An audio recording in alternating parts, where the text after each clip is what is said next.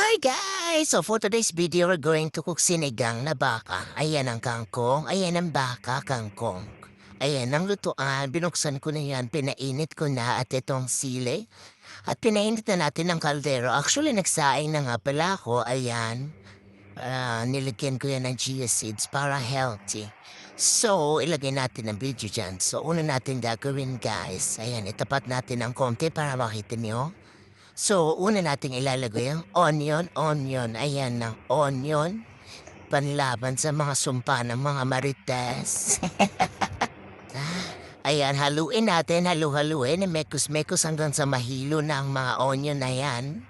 Dahil pag nahilo na yan, lalabas na ang tunay na katas. Katas ng pag-ibig. Ilagay na rin natin ang sibuya. Ang tomato, yan, nalaglag pa yung sili ko, my God. So, ayan, mekos-mekos na natin yan. Tapos, pagkatapos niyan, ayan, pagkit mo ng lola mo ang tabako, grabe, oh my God. Anyway, ayan na yung ating beef. Beef, siya ay Australian beef daw. Ayan ba, tanggalin natin yung tubig. Yung beef, nilagyan ko na yan ng salt and pepper, binabat ko na siya. So, ayan, punasan natin ang ating kalan. Tapos, so, ayan, ito yung kangkong natin, guys. Hinugasan natin maigi yan. Tapos, mekos-mekos lang natin ulit yan. Okay, mekos-mekos hanggang sa maluto ang ating onion. So, ayan, onion and tomato. So, medyo luto na yan siya. So, ilalagay na natin yung beef. We're going to put the beef. Okay, tapos mekos-mekos ulit natin yan. Mix-mix lang yan hanggang sa mag-mix-mix na yung flavored ng tomato, onions, tsaka mapunta na siya sa beef. Tapos lalagyan ko ng pepper, ayan, ground pepper. Ayan, gusto ko maraming pepper actually. Ayan. Tapos, syempre, hindi mawawala ang magic syrup. Ayan. So, kuha tayo na isang magic syrup.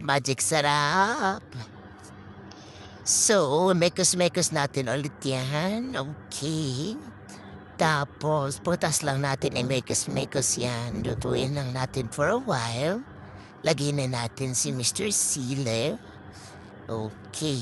And then, takpan natin. Okay.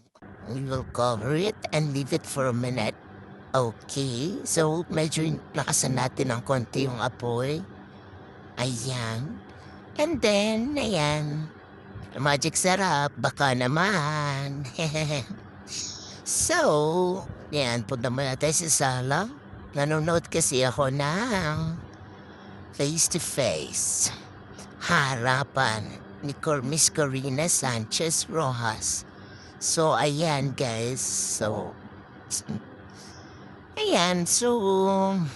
tingnan natin ulit ang ating niluluto.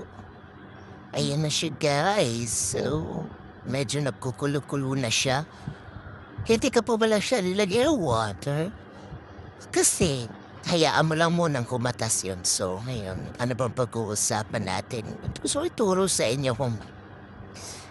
Ayan, tinan yung pinapanood ko face-to-face harapan. Ayan, diba? Lagi ko yung pinapanood actually. Nakakatuwa lang kasi mga istorya niya. So, ayun guys. So, turuan ko kayo kung paano pala ng facial routine ko. Yung natutunan ko kay Mary na turmeric powder tsaka lemon tapos milk. Fresh milk, ayan. Tuturuan ko kayo maglagay ng ganon guys, okay? Para maging makinis ang inyong face lock.